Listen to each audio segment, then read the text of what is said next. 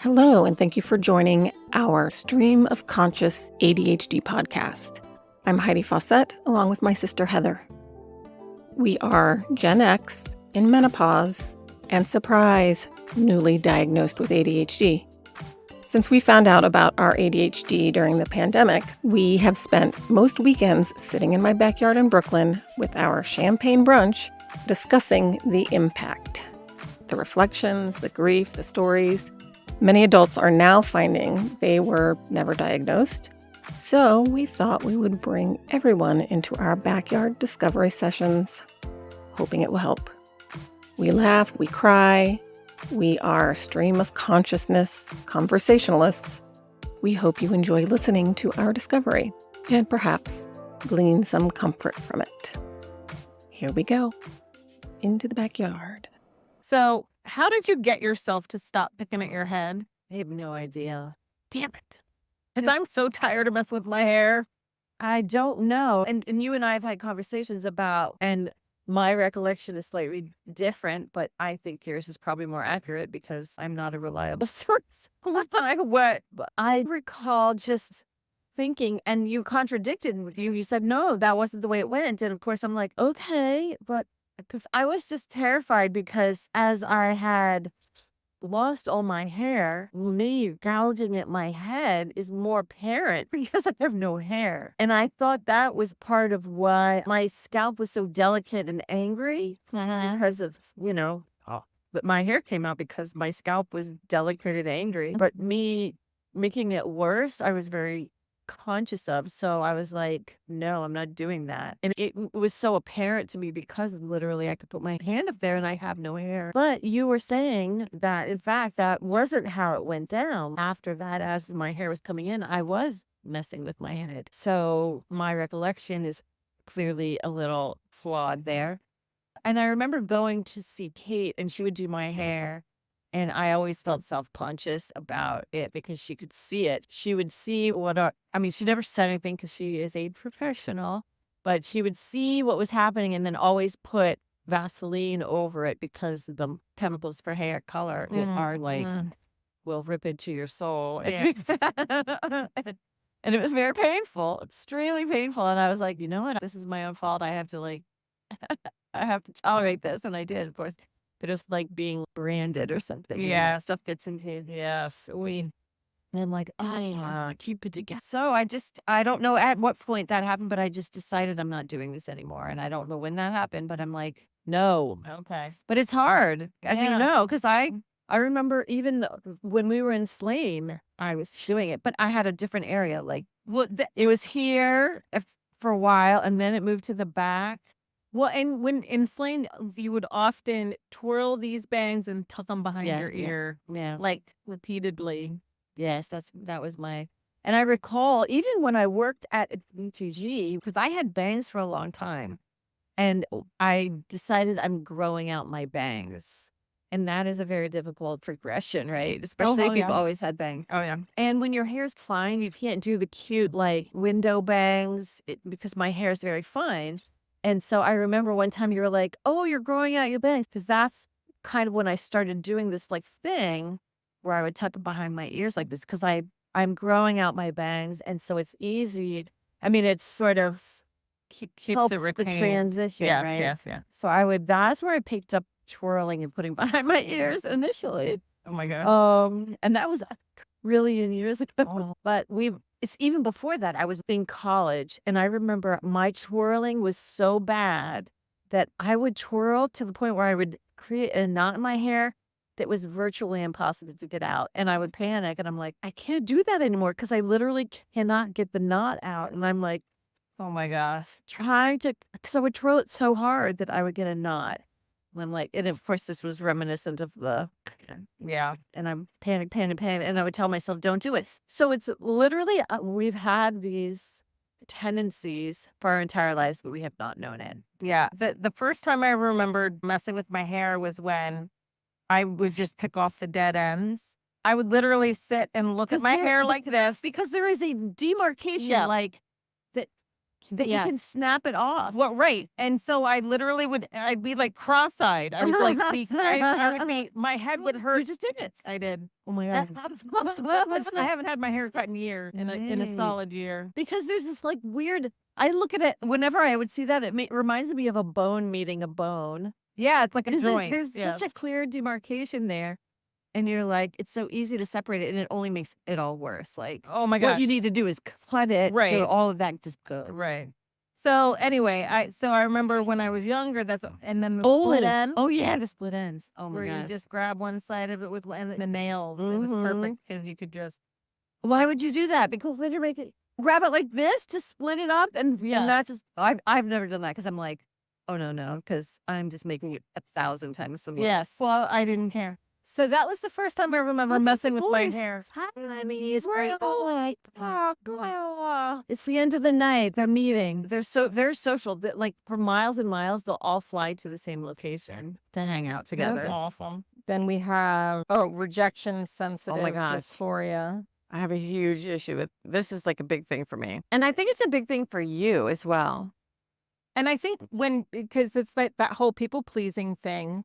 Well, when I think of this in particular, for you in particular, when you were concerned about the people judging you, and this is exactly that situation where Lee made a comment, and if it weren't for your particular brain structure, maybe you would have been like, whatever, I don't care what you think.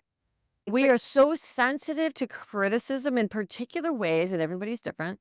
And you don't think it had anything to do with the parents being critical of us? I'm sure it was a pile-on. Yeah. Because that's how these things work. You have piling on of various traumas, and because it really was hard for me. And I do know some people who are like bothered when somebody doesn't like them and they don't understand why. Sure. But I see a lot of these things I just feel like is a personality trait of just a normal person.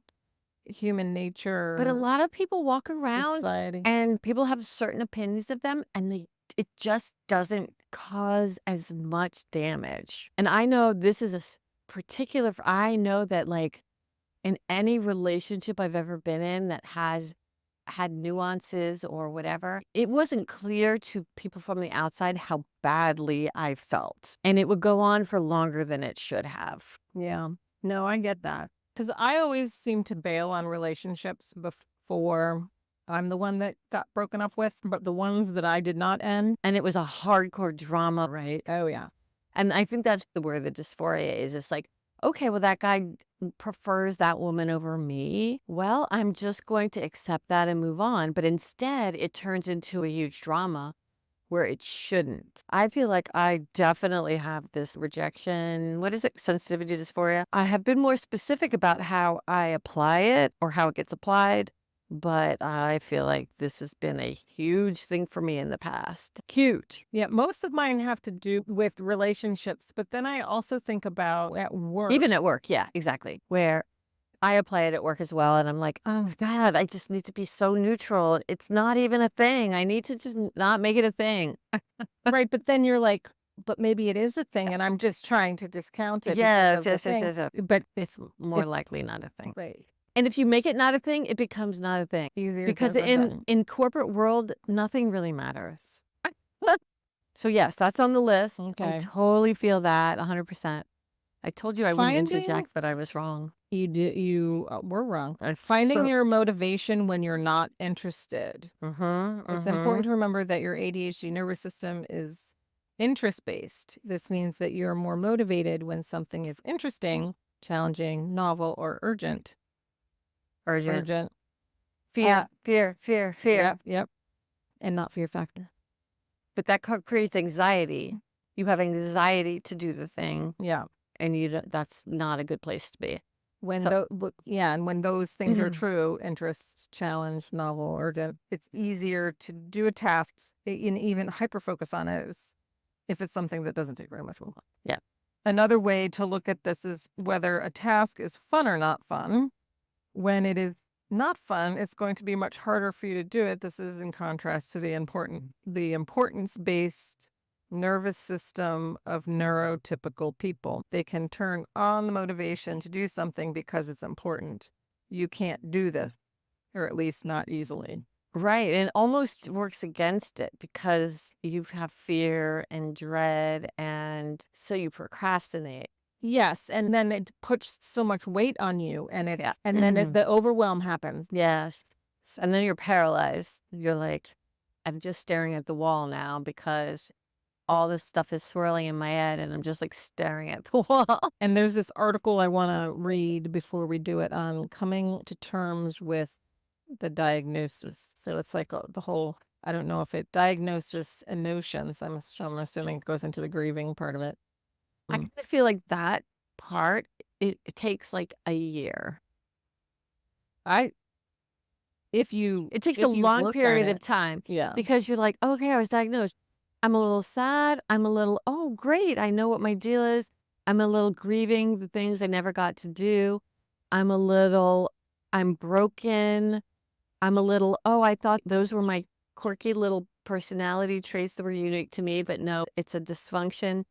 I've been taking meds and it's still not working. It's a whole the whole thing. And even when you find what you thought was good balance and then it just stops working, Mm-hmm. and you're like, crap, Yeah, yeah. I thought we were making progress. I wrote this down and I didn't have the topic particularly because I think this is probably something you and Grace share that maybe I don't, but I wanted to hear what you were thinking along the lines of, and the context was Grace not practicing for the audition. And I wrote, try to remember the point Heather had. Feeling you'll be good enough at something or / not. So do you remember what the thing? Yeah, yeah. And I don't know. I'm not in her head, but I recall saying, yeah, you have this audition. Do you want to practice? And she said, no, I think I'm good. But it wasn't because she didn't want to practice in front of me, whether she thought she was good enough already. Because if somebody had said, oh, yeah, you're going to do a thing, would you want to practice? I'd be like, I don't want to practice in front of you. Oh, and you know what this brings up for me is how embarrassed I would get when Tina would sing to me. And I'm like, cringe. Yes, you're freaking me out right now. Yeah. I didn't know Why? I was just like, that's embarrassing. But you don't know But why. I'm not the one doing the embarrassing thing. Right. Why am I embarrassed and being embarrassed for other people? Right. And you don't even have time to like sort through what the issue is for you. You're just like, in the moment, you're like, yeah, go. Make it stop. But I can see Grace being like, I don't want to be perceived by you doing a thing where I feel vulnerable and being judged. Oh, that. I thought it was just like thinking, oh, I'll be fine at it. No, I don't know. It could be that. yeah. It could be I'll be fine. Okay. She's like overestimating her skill in that area. I'll have to ask her, but the whole thing about doing it in front of is more likely just because Yeah. and this is with her not on her medication. So the other day she was standing on the street waiting for me to pick her up from school, and she's in dance right now, and she was practicing the routine, like standing on the sidewalk. And I was like, oh my gosh. I said, you need to teach me the routine. I would love for you to teach it to me. And she's like, yeah, I don't want to do that. And I was like, because it embarrasses you when I dance? And she was like, yeah. So I get the whole, it embarrasses somebody else. But which is maybe she doesn't really fully understand, but that seems like the easiest place to land.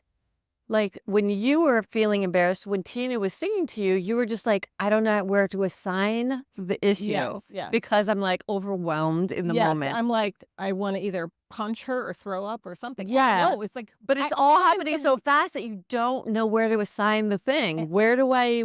Right. And it just made me so incredibly uncomfortable. I just remember that. But you could have just said, go practice in your room. Well, I didn't know. I wasn't, thinking about it then. Yeah, I was just thinking if you're going to audition in front of people, then why would it be an issue auditioning in front of me? But I would rather audition in front of strangers than people that I know. Oh, for sure. Yeah. And so I wasn't even thinking about that in the moment. She just said, no, thank you. I'm good. And so I didn't push it further. But reflecting on it now and knowing how, not that my feelings are the same as other people's feelings, but I could be more outgoing in front of strangers than in front of people that I know.